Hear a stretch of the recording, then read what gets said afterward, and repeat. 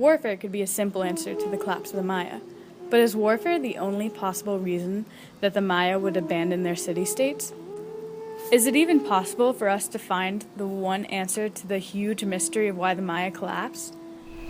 Why did the Maya collapse? How long did it take? Is collapse even the right word?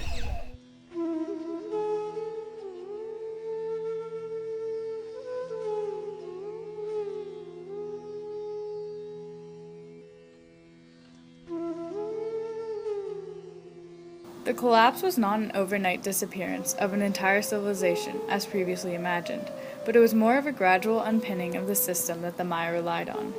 Maya's like a people, like you, like me, like everybody. Intelligence, but also with political problems, ambitions,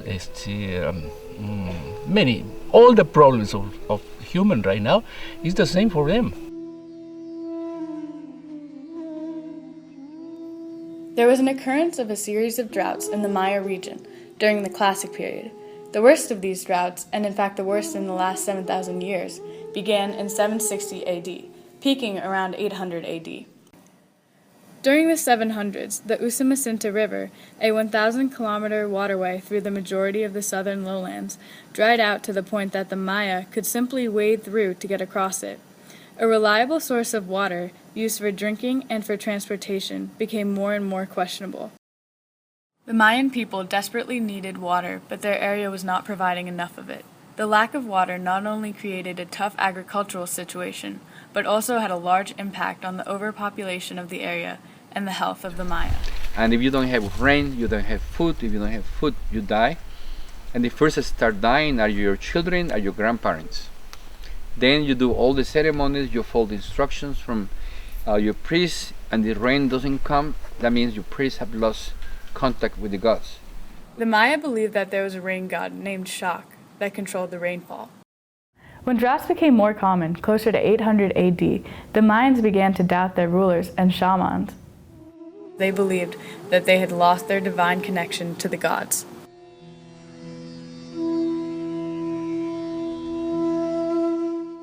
The climate and agricultural land limited the amount of food that could be produced to support the population.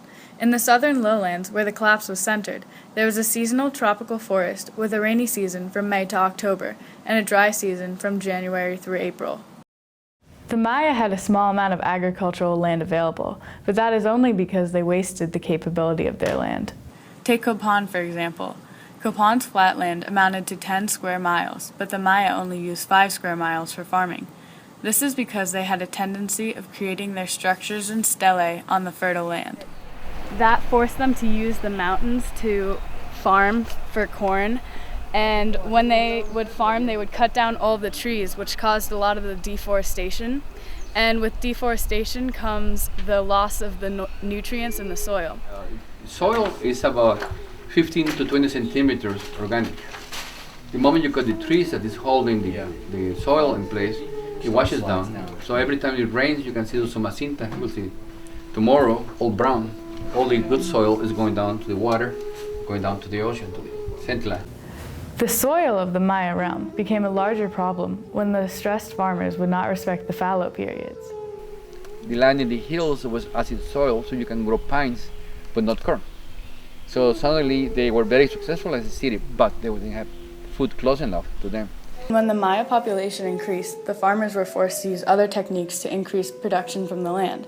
Originally, people flocked to the city-states because there was opportunity to better their lives.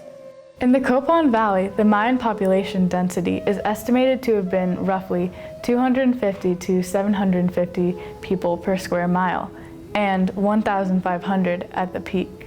This stress on the land, combined with uncontrollable droughts, led to the collapse. But in some cases, people are stubborn and they don't want to leave the area like Copan. So you can see the traces of the lack of vitamins or lack of food into the bones. So you have a better shown on their bodies that you will have in Palenque. Not only was the Maya diet restricted by their surroundings, but the Maya had no diversity of their food supply. 70% of what the Mayan farmers planted was corn, and this caused biological repercussions that were huge. 80% of the skeletons at Copan show anemia.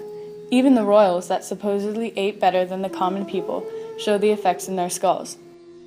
When you are lacking iron that you normally will get proteins and other things, the body starts looking for it, but you're not putting it into your mouth. So it's, oh, I know where it's some. So it starts sucking your iron that is deposited in the back, the occipital section.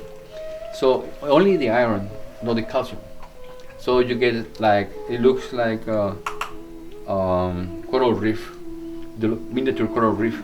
This deterioration is indicative of the other city-states in the southern lowlands that underwent the same stresses. You're lucky enough to go back in time, you're going to see that 100 years before, people were taller. And the food intakes keep getting reduced. And people decide that people are going to be smaller too.